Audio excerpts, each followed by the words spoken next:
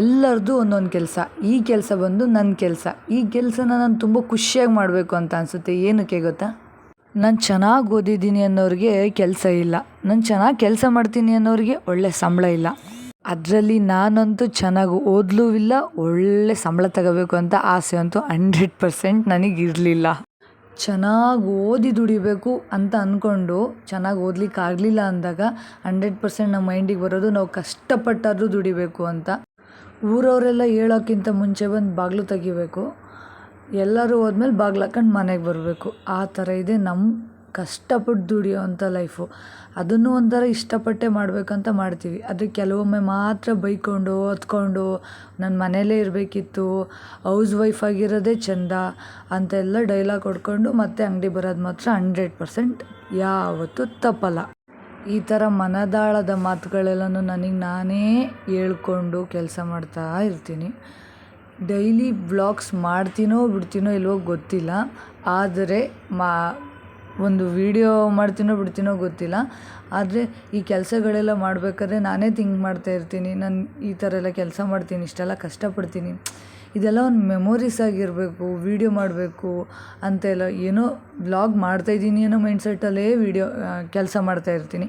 ಆದರೆ ಈ ವಿಡಿಯೋ ಮಾಡಿ, ಆ ಎಡಿಟಿಂಗ್ ಮಾಡಿ ಅಪ್ಲೋಡ್ ಮಾಡೋ ಅಂಥ ಕೆಲಸ ಇದೆಯಲ್ಲ, 100% ಕಷ್ಟ ಅಂತ ಹೇಳ್ಬೋದು. ಅಷ್ಟು ಈಸಿ ಇಲ್ಲವೇ ಇಲ್ಲ. ಈ ಯೂಟ್ಯೂಬೆಲ್ಲ ಮಾಡಿಕೊಂಡು ಕೆಲಸ ಮಾಡ್ಕೊಂಡು ಹೋಗ್ತೀವಿ ಅಂತಂದರೆ ಯಾಕೆ ಬೇಕು ಅನ್ಸುತ್ತೆ. ನಾನು ಕೆಲವೊಮ್ಮೆ ವೀಡಿಯೋಗಳನ್ನ ಸ್ಟಾರ್ಟ್ ಮಾಡ್ತೀನಿ, ಎಂಡ್ ಮಾಡಲ್ಲ. ಎಂಡಿಂಗ್ ಇರುತ್ತೆ, ಸ್ಟಾರ್ಟಿಂಗ್ ಇರಲ್ಲ. ಈ ಎರಡೂ ಇರುತ್ತೆ, ವಾಯ್ಸ್ ಓವರ್ ಕೊಡೋಕ್ಕಾಗಲ್ಲ. ಈ ವಿಡಿಯೋಗೆ ಇವತ್ತು ವಾಯ್ಸ್ ಕೊಡ್ತಾಯಿದ್ದೀನಿ, ನನ್ನ ವಾಯ್ಸ್ ಕರ ಅಂತೈತೆ. ಈ ಪೂಜೆ ಮಾಡೋ ಟೈಮ್ ಆಲ್ರೆಡಿ ಎಷ್ಟಾಗಿತ್ತು ಅಂದರೆ 2:15 ಆಗಕ್ಕೆ ಬಂದಿತ್ತು, 2:30-3 ಗಂಟೆ ಆಗಕ್ಕೆ ಬಂದಿತ್ತು. ಯಾವುದೋ ಒಂದು ಟೈಮಲ್ಲಿ ಕಸ ಗುಡಿಸೋದು, ಯಾವುದೋ ಒಂದು ಟೈಮಲ್ಲಿ ನೆಲ ಸಿಟ್ಟೋದು, ಕಸ್ಟಮರ್ ಇಲ್ಲದ ಟೈಮಲ್ಲಿ ಯಾವಾಗಲೋ ಒಂದು ಟೈಮಲ್ಲಿ ಹೋಗಿ ಪೂಜೆ ಮಾಡೋದು. ಅದೆಲ್ಲ ಕೆಲಸ ಮುಗಿಸ್ಕೊಂಡು ಸ್ವಲ್ಪ ಬ್ಯಾಂಕಿಗೆ ಹೋಗೋಕ್ಕಿತ್ತು, ಬ್ಯಾಂಕಿಗೆ ಹೋಗ್ಬಿಟ್ಟು ಅಂತ ಕಳಿಸಿದ್ರು. ಅದಾದಮೇಲೆ ನಮ್ಮದು ಊಟ ಆಗ್ತಿರೋದೇ 3 ಗಂಟೆ. ಅಲ್ಲೇ ಹೋಟ್ಲಿಗೆ ಹೋಗಿ ಸ್ವಲ್ಪ ಊಟ ಮಾಡ್ಕೊಂಡು ವಾಪಸ್ ಅವ್ರಿಗೂ ಕೂಡ ತಗೊಂಡು ವಾಪಸ್ ಬಂದೆ. ಇವತ್ತು ಮಾಡಿದ್ದ ಐಟಮಲ್ಲಿ ಒಂದು ವೆಜ್ ಬರ್ಗರ್, 2 ಎಗ್ ಬರ್ಗರ್ ಉಳ್ಕೊಂಡಿತ್ತು.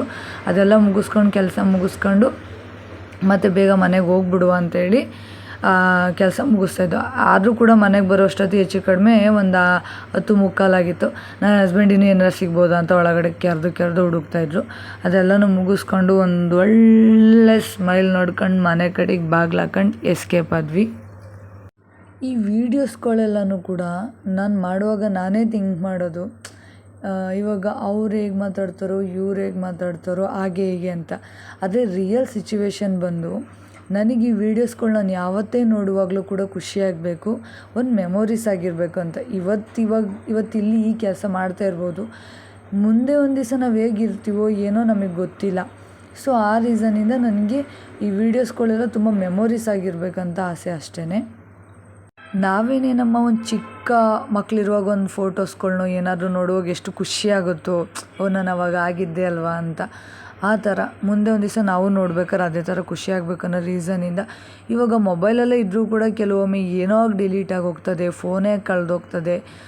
ಅದೆಲ್ಲ ನೋಡುವಾಗ ಒಂದು ಯೂಟ್ಯೂಬಲ್ಲೋ ಇನ್ಸ್ಟಾದಲ್ಲೋ ವೀಡಿಯೋಸ್ಗಳು ಇರಬೇಕನ್ನೋದು ಅಷ್ಟೇ ನಮ್ಮ ಆಸೆ. ಬಿಟ್ಟರೆ ಇನ್ಯಾವುದೇ ರೀತಿಯ ಆಸೆಗಳು ನಮಗೇನು ಇಲ್ಲ. ಅದರಿಂದ ದುಡ್ಡು ಬರಬೇಕು, ಇಲ್ಲ ಯಾರೋ ನೋಡಬೇಕು ಅನ್ನೋ ಮೈಂಡ್ಸೆಟ್ 100ಗೆ 200% ಏನೂ ಇಲ್ಲ.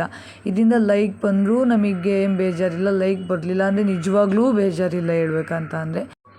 ಈ ವಿಡಿಯೋ ಮಾಡಿ ಹೆಚ್ಚು ಕಡಿಮೆ ನ್ಯೂ ಇಯರ್ ಕಳೆದು 1 ದಿವಸನೋ 2 ದಿವಸನೋ ಆದಮೇಲೆ ವೀಡಿಯೋ ಮಾಡಿರೋದು.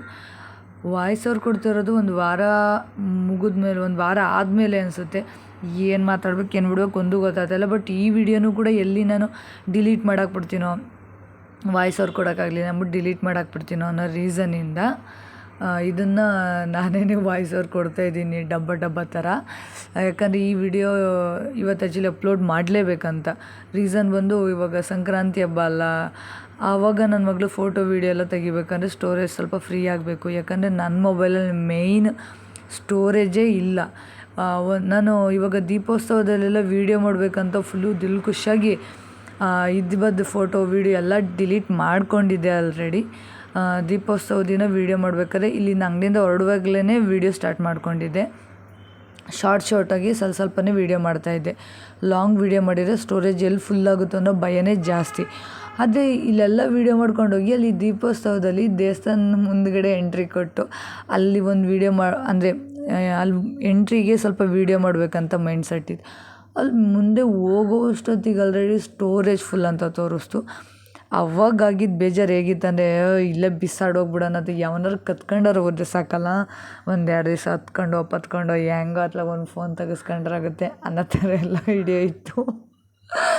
ನಿಜವಾಗ್ಲೂ ಕೂಡ ವೀಡಿಯೋ ಮಾಡೋರಿಗೆ ಮೊಬೈಲಲ್ಲಿ ಕ್ಯಾಮ್ರಾ ಕ್ಲಿಯರಿಟಿ ಇದೆಯೋ ಇಲ್ವೋ ಗೊತ್ತಿಲ್ಲ, ಆದರೆ ಸ್ಟೋರೇಜ್ ಮೇಯ್ನ್ ಅಂದರೆ ಸ್ಟೋರೇಜೇ. ಈಗ ನನ್ನ ಮೊಬೈಲಲ್ಲಿ ಯಾವುದೇ ಫಿಲ್ಟ್ರ್ ಏನೂ ಹಾಕಲ್ಲ, ಮಾಮೂಲಿ ಕ್ಯಾಮ್ರಾದಲ್ಲೇ ವೀಡಿಯೋ ಮಾಡೋದು ಆ್ಯಕ್ಚುಲಿ. ಆದರೆ ಸ್ಟೋರೇಜ್ ಒಂದು ಮಾತ್ರ ತುಂಬ ಅಂದರೆ ತುಂಬ ಇಂಪಾರ್ಟೆಂಟ್ ಆಗುತ್ತೆ ಅಂತ ಹೇಳ್ಬೋದು. ಯೂಟ್ಯೂಬ್ ಚಾನಲಲ್ಲಿ 1,000 ಜನ ಸಬ್ಸ್ಕ್ರೈಬರ್ ಆದರೆ ನಾನು ನಿನಗೆ ಐಫೋನ್ ಕೊಡಿಸ್ತೀನಿ ಅಂತ ಡೈಲಾಗ್ ಕೊಡ್ತಿದ್ರು ನನ್ನ ಹಸ್ಬೆಂಡ್. ಲಕ್ಕಿ ಅಲ್ಲ ನಾನು ಅಂತಾರೆ. ಆದರೆ ನಿಜವಾಗ್ಲೂ ಕೂಡ ಐಫೋನ್ ನನಗೆ ಬೇಡ, ಇರೋ ಫೋನಲ್ಲೇ ಸ್ಟೋರೇಜ್ ಇದ್ದರೆ ಸಾಕು ಅಂತ ಅನ್ನಿಸ್ಬಿಟ್ಟೈತೆ. ಇಷ್ಟೆಲ್ಲ ಡೈಲಾಗ್ ಕೊಡ್ಕೊಂಡು ಈ ಕರ ಅನ್ನೋ ವಾಯ್ಸಲ್ಲೇ ವಾಯ್ಸ್ ಓವರ್ ಕೊಟ್ಟಿದ್ದೀನಿ. ಇಷ್ಟೆಲ್ಲ ಹೇಳ್ತಾ ನಾನು ಲಾಸ್ಟಿಗೆ ಹೇಳ್ತಿರೋದು ನಿಮಗೆ ಬಾಯ್, ಗುಡ್ ನೈಟ್, ಸ್ವೀಟ್ ಡ್ರೀಮ್ಸ್. ಮತ್ತೊಂದು ವಿಡಿಯೋದಲ್ಲಿ ಬರುವ.